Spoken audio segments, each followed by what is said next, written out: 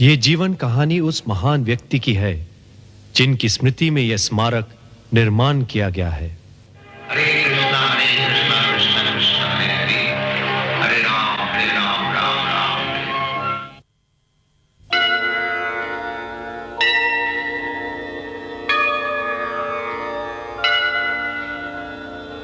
संसार दावा नलनीहलोका त्राणाय कारुण्यं घन घनात्वं। संसार दावा नलनीहलोका त्राणाय कारुण्यं घन घनात्वं। प्राप्तस्य कल्याण गुणार्णवस्य वन्दे गुरो श्री चरणारविन्दम्। वन्दे गुरो श्री चरणारविन्दम्।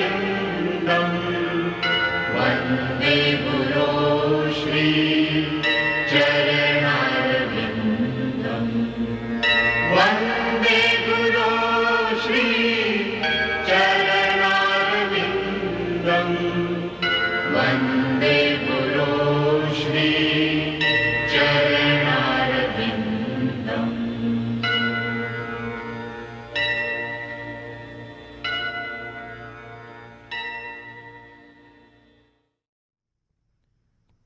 पिछले भाग में हमने देखा अभय का जगन्नाथपुरी दर्शन, बचपन का सपना हुआ साकार। अब आगे।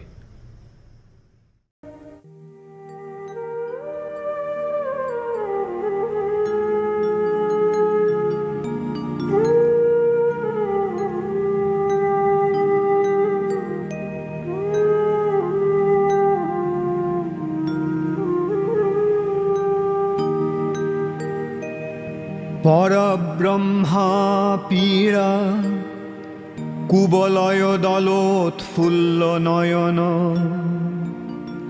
নিবাসী নীলাদ্রৌ নিহিত চরণনন্ত শিরসি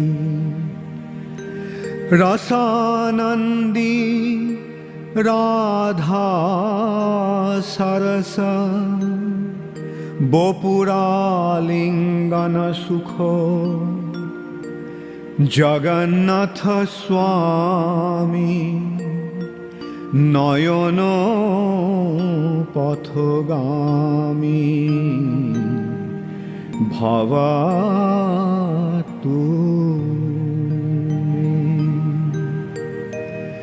জগন্নাথ স্বামী নয়ন পথগামী ভবাতু মে। सुंदर, अति सुंदर। कितना सुंदर गाते हैं आप। क्यों नहीं, सारे जगत की सुंदरता जगन्नाथ जी में ही समाई है। उनके प्रति कहा जाने वाला एक एक शब्द सुंदर ही होगा। तभी तो आज से पहले मैंने कभी अपने भीतर ऐसी अनुभूति नहीं पाई। तुम्हारा हृदय शुद्ध पवित्र है, तभी तुमने अपने भीतर यह अनुभूति पाई। जगन्नाथ जी की कृपा है तुम पर।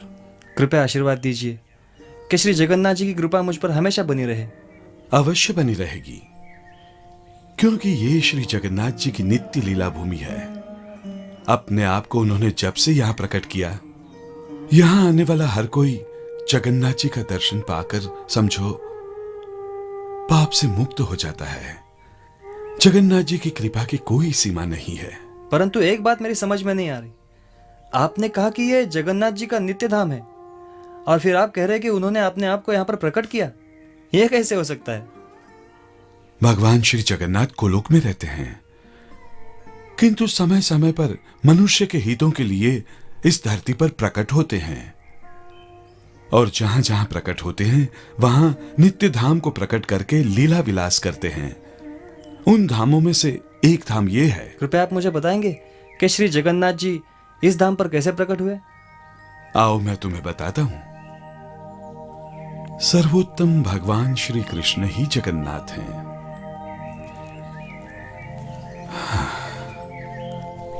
सतयुग की बात है। समुद्र किनारे नीलाद्रि पर्वत की पवित्र भूमि पर श्री कृष्ण भगवान ने स्वयं को नील माधव के रूप में प्रकट किया। किंतु नील माधव श्री जगन्नाथ कैसे बन गए? अभय, ये एक बहुत ही रोचक घटना है। सतयुग की बात है। अवंती में एक बहुत ही धार्मिक और वीर राजा इंद्रद्युम्न रहते थे। वे भगवान के वास्तविक स्वरूप को देखने के लिए इतने उत्सुक हो गए कि उनका राज्य पर से मन ही उठ गया। कुछ दिनों से मेरा राजपाट, सारे सुख समृद्धि, सब कुछ से मेरा मन उठ चुका है। भगवान के पावन दर्शनों के लिए मेरा मन व्याकुल हो रहा है। परंतु मैं नहीं जानता कि मुझे उनके दर्शनों का सौभाग्य कहां और कैसे प्राप्त हो सकता है। आप लोगों में से अगर कोई जानता हो कि मेरी मनोकामना कैसे सार्थक हो सकती है तो कृपया आप लोग मुझे बतलाएं। महाराज, इस सतयुग में भगवान के दर्शनों का एकमात्र मार्ग है ध्यान। अष्टांग योग के माध्यम से ध्यान लगाकर हृदय के अंदर परमात्मा रूपी भगवान के दर्शन किए जा सकते हैं। राजपुरोहित जी, कृपया मुझे आप मार्गदर्शन करवाएं और उस परम सिद्ध मार्ग में आगे बढ़ने का सुझाव दें। महाराज, अष्टांग योग की पूर्ण प्राप्ति के लिए मनुष्यों को किसी निर्जन स्थान पर या किसी पर्वत के शिखर पर जाना चाहिए। भगवान के परम सुंदर रूप दर्शनार्थ मैं कुछ भी करने के लिए तैयार हूं। इसके लिए मैं कड़ी से कड़ी परीक्षा देने के लिए भी प्रस्तुत हूं। लेकिन महाराज, आपके चले जाने पर राजपाट का सारा कार्यभार कौन संभालेगा? जिस प्रजा को आप अपनी संतान समझकर उनकी देखभाल करते हैं, आपके जाने के बाद उनका पालन पोषण कौन करेगा? महामंत्री जी, मेरी अनुपस्थिति में राज्य का सारा कार्यभार सेनापति वीर बहादुर संभालेंगे।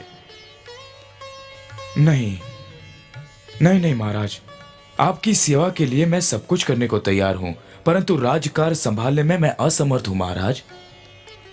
महामंत्री की सहायता से आप इस राज्य का कार्यभार अवश्य ही संभाल सकेंगे। महाराज, आप कृपया हमें ऐसे अनुरोध ना करें।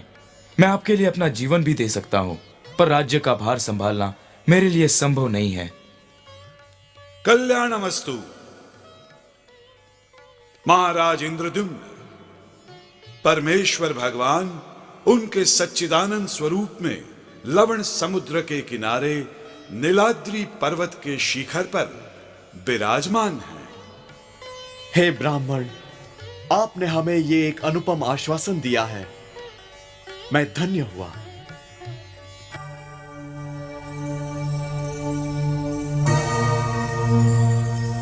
कहां गया वो ब्राह्मण? वो तो अभी अभी यहीं थे, अब वो दिखाई नहीं दे रहे। महाराज, भगवान की असीम कृपा से यह शुभ संवाद हम सब ने सुना।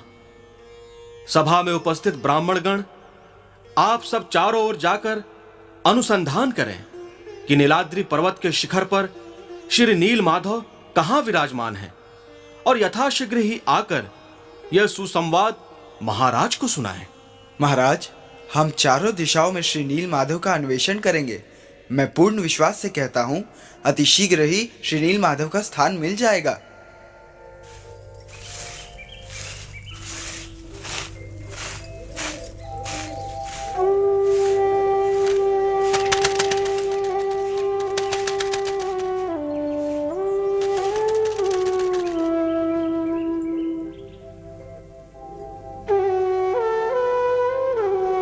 अंदर आने के लिए मुझे क्षमा करें। मैं अवंतीपुर वासी हूँ। मेरा नाम विद्यापति है। यात्रा करके मैं बहुत थक गया हूँ। मुझे पीने के लिए पानी देने का कष्ट करें। क्षमा करें, मैं सवरकुल से हूँ। मुझे आप जैसे ब्राह्मणों को जल पिलाने का अधिकार नहीं है। परंतु सवरकुल में जन्म लेकर भी तुम दिखने में अति सरल और निष्पाप लगती हो। कृपया मुझे जल दो।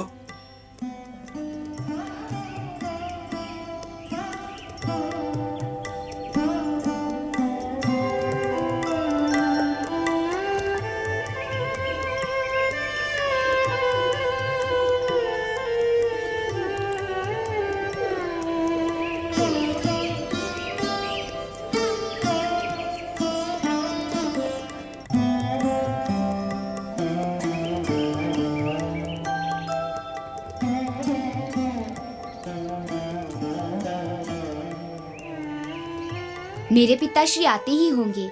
आप कृपा करके उनके आने तक रुक जाने का कष्ट करें। पिताश्री,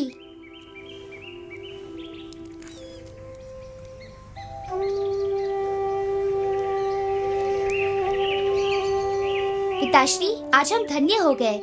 आज हमारे घर में अवंतीपुर से ये ब्राह्मण आए हैं। आज मेरे लिए परम सौभाग्य का अवसर है कि आप जैसे सर्वोत्तम ब्राह्मण मेरे घर में अतिथि रूप में पधारे हैं। मैं बहुत थका हारा आपके द्वार पर आया था। आपकी पुत्री ने बड़े यत्न से मेरा आदर सत्कार किया, इसलिए मैं आपका बहुत आभारी हूँ। अब कृपया मुझे जाने की आज्ञा दें। हमारा अनुरोध है कि यात्रावश थके होने के कारण आप कृपया कुछ दिनों के लिए हमारा आतिथ्य स्वीकार करें। सवर राज विश्ववसु विद्यापति से बहुत ही प्रभावित हुए और उन्होंने अपनी पुत्री ललिता का विवाह विद्यापति से कर दिया। विद्यापति ने यह अनुभव किया कि विश्ववसु हर रात बाहर कहीं जाते हैं। इस पर उन्होंने अपनी पत्नी ललिता से पूछा, तुम्हारे पिताश्री रोज देर रात को कहाँ जाते हैं? और जब भोर होते ही वो लौटते हैं तो उनके शरीर से ऐसी मीठी सुगंध का आभास जो मैंने कभी राजप्रसाद में भी नहीं पाई। मेरे पिताश्री नीलमाधव की आराधना करने जाते हैं, जहाँ कभी कभी स्वर्ग से देवी देवता भी आते हैं और अपने साथ विभिन्न प्रकार की पूजा की सामग्री व सुगंध युक्त फूल लाते हैं। शायद इसी कारण मेरे पिताश्री से वैसी ही मीठी सुगंध का आभास होता है। क्या तुम्हारे पिता रोज नीलमाधव के दर्शन के लिए जाते हैं? कहाँ है नीलमाधव? कृपया मुझे भी ले चलो वहाँ। वो नीलमाधव कहाँ है मैं नहीं जानती। मेरे पिताश्री वहाँ कभी भी किसी को नहीं ले जाते। उन्हें शायद डर है कि सवार होकर नीलमाधव की आराधना करने का राज कहीं खुल न जाए, जिसके कारण राजा उन्हें दंड दे।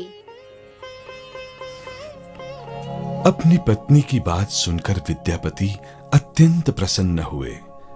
उन्होंने विश्ववसु से नीलमाधव के दर्शनों की इच्छा प्रकट की।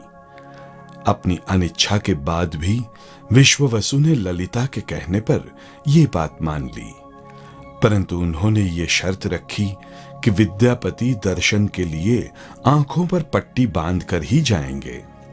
विद्यापति इस बात पर सहमत हो गए। विश्ववसु से छुपाकर उन्होंने राई के बीज अपने साथ ले लिए, जिन्हें वो नीलाद्रि के मार्ग पर बिखेरते हुए वहां पहुंचे, इस विचार के साथ कि यही बीज भविष्य में यहां पहुंचने के लिए उनके पथ प्रदर्शक का कार्य करेंगे।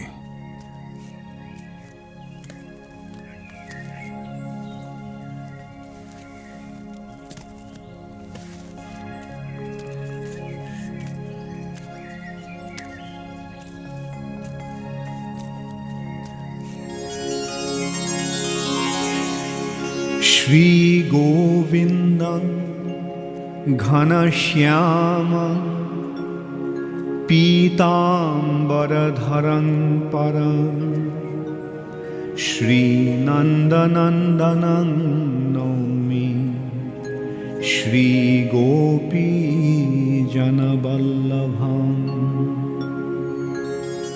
विश्ववसु, आज तक मैंने तुम्हारी सेवा स्वीकार की, परंतु अब मैं चाहता हूं कि महाराज इंद्रद्युम्न ये कार्य करें।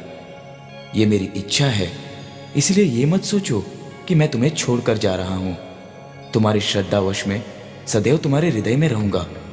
हैं? किसने कहा? किसने कहा? तुमने तो नहीं कहा नीलमाधव, ये तुम्हारी बात नहीं हो सकती। तुम मुझे छोड़कर नहीं जा सकते। मुझे पता है ये इस ब्राह्मण का किया हुआ है। इसके आने की वजह से तुम मुझे छोड़कर जाने की सोच रहे हो।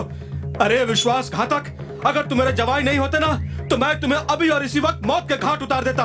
मैं तुम्हें नहीं छोड़ूंगा, मैं तुम्हें नहीं छोड़ूंगा, मैं तुम्हें मार डालूंगा, मैं तुम्हें मार डालूंगा, मैं तुम्हें नहीं छोड़ूंगा, मैं तुम्हें नहीं छोड़ूंगा, मैं तुम्हें नहीं छोड़ूंगा।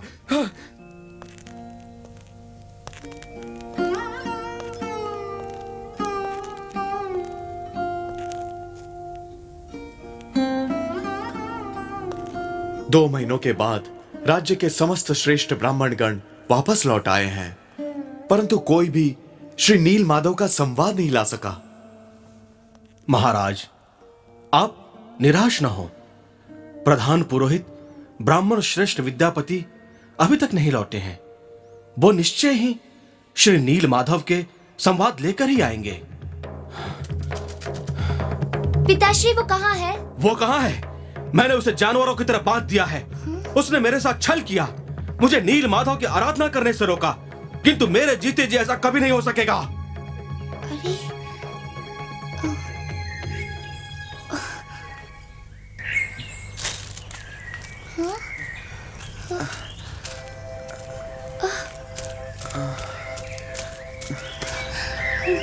देखो ललिता, तुम्हारे पिता ने मुझे कैसे बांध रखा है। घबराओ मत, मैं अभी खोलती हूँ।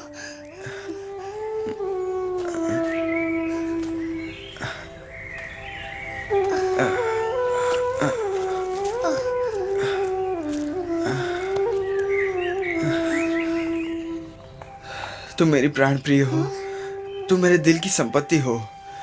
तुम्हारे ही कारण आज मुझे नया जीवन मिला है। अगर तुम न होती तो इस अंधकार में घने जंगल में या तो मुझे जंगली जानवर खा जाते या तो मैं भूख से मर जाता। मुझे तुरंत अवंतीपुर पहुंचकर राजा इंद्रद्युम्न को श्री श्री नील माधव के बारे में बताना होगा। उसके बाद मैं तुम्हें आकर ले जाऊंगा।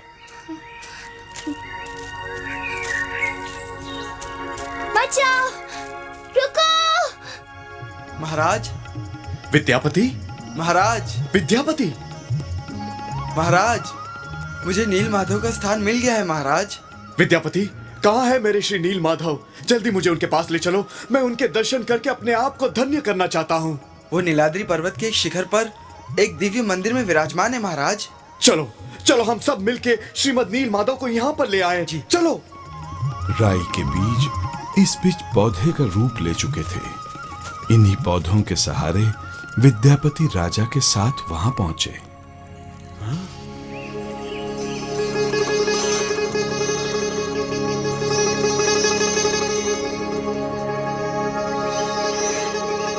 कहाँ गया नील माधव का विग्रह? कहाँ गया नील माधव का विग्रह? ये निश्चय ही सवर विश्ववसु का काम है। बोलो बोलो, तुमने भगवान नील माधव को कहाँ छुपा के रखा है? कहाँ छुपा के रखा है? इस पूरे इलाके को घेर लो और घर घर की तलाशी लो। ना ही कोई अंदर आने पाए और ना ही कोई बाहर जाने पाए। मैं देखता हूं कब तक ये लोग भगवान नील माधव की खबर दिए बिना रह सकते हैं। जाओ। नील माधव को देखने की तीव्र इच्छा के कारण ही राजा ने अपनी सेना को सवरों के गांव को घेरने की आज्ञा दे दी। सेना ने हर घर की तलाशी ली। स्त्रियों और बच्चों को छोड़ सबको यातना देकर नील माधव को ढूंढने का प्रयत्न किया, परंतु नील माधव का विग्रह उन्हें कहीं नहीं मिला। एक रात स्वप्न की सी स्थिति में राजा को एक दिव्य वाणी सुनाई दी। महाराज इंद्रद्युम्न, तुम निर्दोष सवरों पर क्यों अत्याचार कर रहे हो? अब तुम मुझे नील माधव के रूप में नहीं देख सकोगे। मैं लकड़ी के एक कुंदे के रूप में समुद्र से प्रकट होऊंगा। आज के बाद तुम मेरे उसी रूप की पूजा करोगे।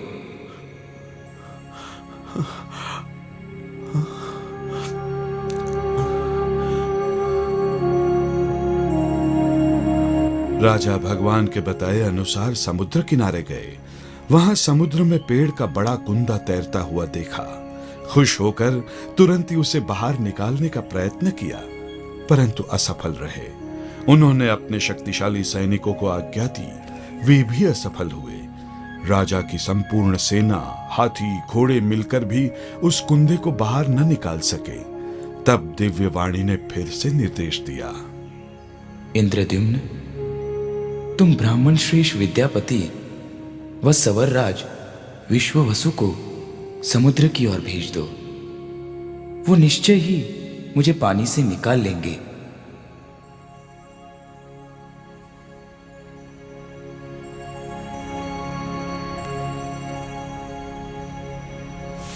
विद्यापति, आप विश्ववसु को लेकर जाइए और समुद्र से वो ध्यारु वृक्ष लेकर आइए जिसमें मेरा नील माधव विराजमान है। जाइए। जी महाराज।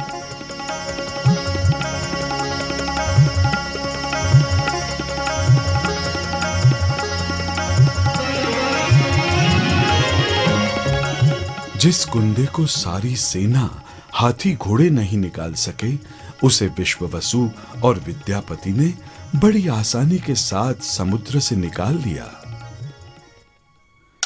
एक के बाद एक कारीगर आए। उन्होंने लगातार कोशिश की, परंतु जैसे ही वो अपने औजारों से कुंदे पर प्रहार करते, वो टूटकर जमीन पर गिर जाते। अंत में जब राजा बिल्कुल निराश हो गए, तो एक बूढ़ा कारीगर आया और उस बूढ़े कारीगर ने अपने दोनों हाथ जोड़कर राजा से अनुरोध करते हुए कहा, महाराज, मैं इस लकड़ी से भगवान रूपी विग्रह बना सकूंगा, परंतु एक शर्त पर। जितने दिन मैं काम करूंगा उतने दिन द्वार बंद रहेंगे। इस बीच अगर किसी ने द्वार खोले तो मैं कार्य अधूरा छोड़कर चला जाऊंगा। आपकी शर्त का पालन किया जाएगा।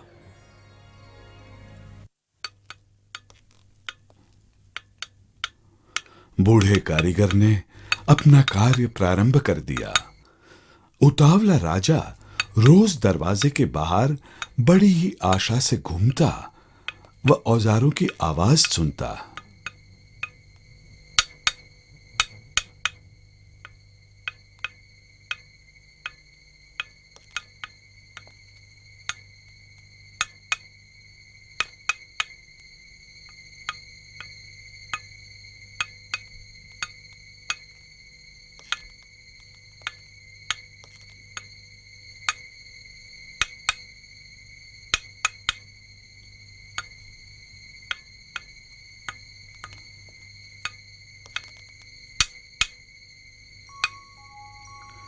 एक दिन जब राजा बाहर उत्सुकता से कार्य समाप्त होने की प्रतीक्षा कर रहा था कि भीतर से आवाज आना बंद हो गई।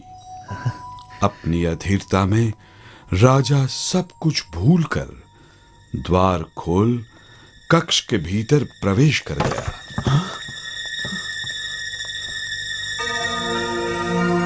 हे भगवान, ये मैंने क्या किया? मैंने अपनी प्रतिज्ञा भंग की। मेरे दुष्कर्म के कारण ही भगवान के श्री विग्रह का कार्य अधूरा रह गया। वो वृद्ध कारीगर इसी कारण चला गया है। मैं इसका प्रायश्चित करूंगा। मैं अपना शरीर त्याग कर इस पाप का प्रायश्चित करूंगा। राजा ने अधूरे विग्रह के लिए स्वयं को जिम्मेदार ठहराया। प्रायश्चित स्वरूप उन्होंने अपनी देह को त्यागने का निश्चय किया व अन्न जल का त्याग कर दिया। उन्होंने मुकुट उतार दिया व राजसी वस्त्रों का त्याग कर दिया। भगवान के श्री चरणों में ध्यान लगाकर वे कुश के आसन पर अपने प्राण त्यागने के लिए बैठ गए।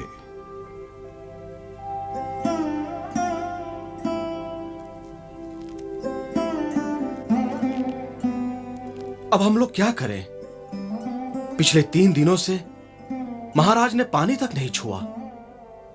उन्होंने अपना शरीर त्यागने का निश्चय किया है। महाराज इंद्रद्युम्न, ये मत सोचो कि विग्रह का कार्य अधूरा रह गया है। मैं अपने इसी रूप में बैकुंठ लोक में सदैव निवास करता हूं। हे भगवान, आप परम दयालु हैं। इसी कारण आप मुझ जैसे पतित पर इस प्रकार कृपा कर रहे हैं। इंद्रद्युम्न, तुम समुद्र किनारे एक भव्य मंदिर का निर्माण करो। वह मेरा विग्रह स्थापित करने के लिए ब्रह्मा जी का आह्वान करो। मैं अपने इसी रूप में सारे जगत का ईश्वर अर्थात जगन्नाथ कहलाऊंगा। भगवान जगन्नाथ अपने भाई बलराम और बहन सुभद्रा के साथ प्रकट हुए। इस रूप में उनके हाथ आगे की ओर बढ़े हुए हैं, अपने भक्तों की किसी भी इच्छा को पूर्ण करने के लिए तत्पर। साथ ही बताना चाहते हैं कि सर्व संपन्न होते हुए भी भक्तों के प्रेम के भूखे हैं।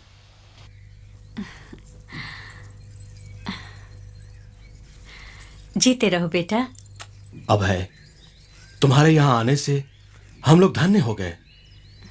मैंने ही आपको तकलीफ दी है, क्या कहते हो बेटे? हमने तुमसे बहुत कुछ सीखा है। जानते हो, हमारा तो जीवन ही बदल गया है। तुमने हमको एक नया रास्ता दिखाया है। अब से इस घर में मांस माछ कभी नहीं आएंगे। सच मानिए, इसके लिए आपको कभी भी दुख नहीं होगा।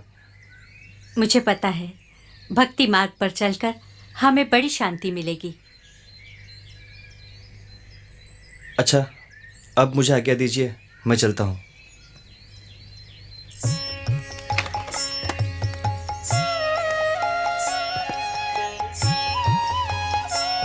सच, इतनी छोटी उम्र में इतना ज्ञान। ठीक ही भविष्यवाणी हुई है कि एक दिन अभय चरण एक महान धर्म प्रचारक नेता बनेगा। अब तुम मुझे नील माधव के रूप में नहीं देख सकोगे। मैं लकड़ी के एक कुंदे के रूप में समुद्र से प्रकट होऊंगा। आज के बाद तुम मेरे उसी रूप की पूजा करोगे। महाराज इंद्रद्युम्न, ये मत सोचो कि विग्रह का कार्य अधूरा रह गया है। मैं अपने इसी रूप में बैकुंठ लोक में सदैव निवास करता हूं। इंद्रद्युम्न, तुम समुद्र किनारे एक भव्य मंदिर का निर्माण करो। वह मेरा विग्रह स्थापित करने के लिए ब्रह्मा जी का आह्वान करो। मैं अपने इसी रूप में सारे जगत का ईश्वर अर्थात जगन्नाथ कहलाऊंगा। भगवान जगन्नाथ अपने भाई बलराम और बहन सुभद्रा के साथ प्रकट हुए। इस रूप में उनके हाथ आगे की ओर बढ़े हुए हैं, अपने भक्तों की किसी भी इच्छा को पूर्ण करने के लिए तत्पर।